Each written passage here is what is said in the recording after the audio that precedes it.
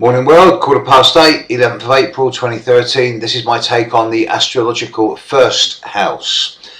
Often confused and certainly connected with the ascendant or rising sign, as it's sometimes known.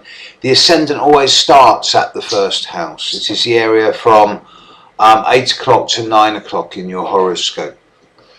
The ascendant governs the external relationship you have with yourself. It is easy to get confused between the first house, the ascendant, and the sun. The sun is about one's identity, one's core and soul and heart, however that comes across.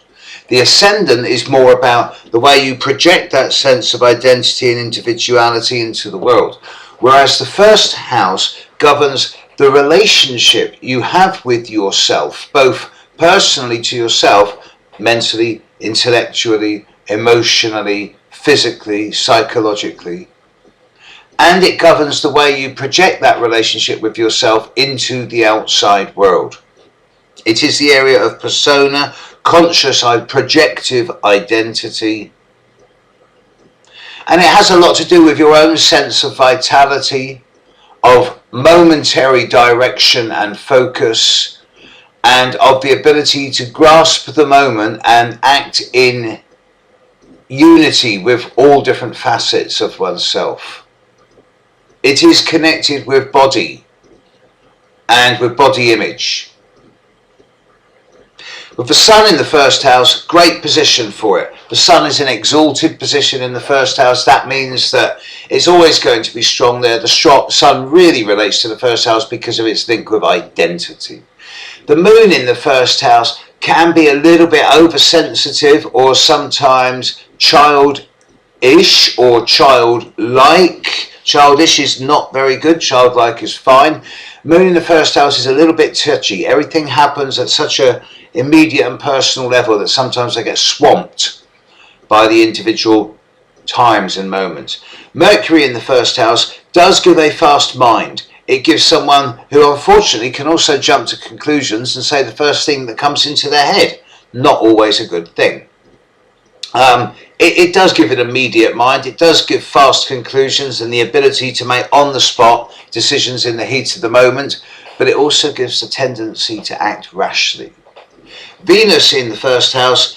For all of Venus's affections and desires, once it's actually up there on the stage, it's not that comfortable unless it's got a big supporting cast. And Venus on its own, in the first house, it's a little bit too much. It's almost like the femme fatale, everybody look at me. And it's almost like there's a need for attention in order to justify one's sense of identity or individuality. So there is a need for people with Venus in the first house to regularly spend a bit of time alone. Mars in the first house, natural home, brilliant place for it. Physical energy, normally a strong libido, often a capacity for being assertive and projective in a way that leaves no room for error, and generally a good position, but a bit crazy when young, under 40, because of the volatile and impulsive nature of Mars with the first house.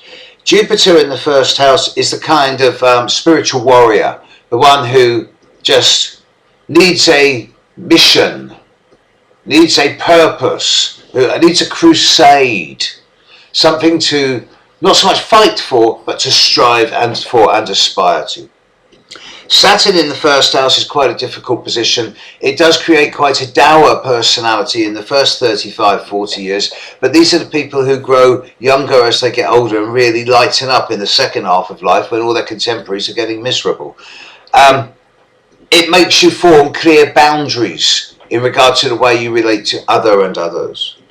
Uranus in the first house is a real live wire. These are the people who will wear three-piece suits with a bright pink beret. These are the people who will have banana omelettes or do something that's different, that sets them out as being different, that is noticeably different. They will have a quirk and it will normally endear them to people.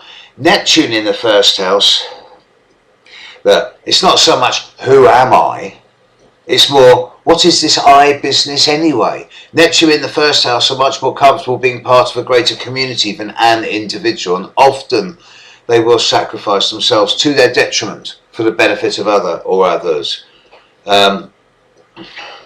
Holism, yes. Sacrifice, no. Pluto in the first house, great position.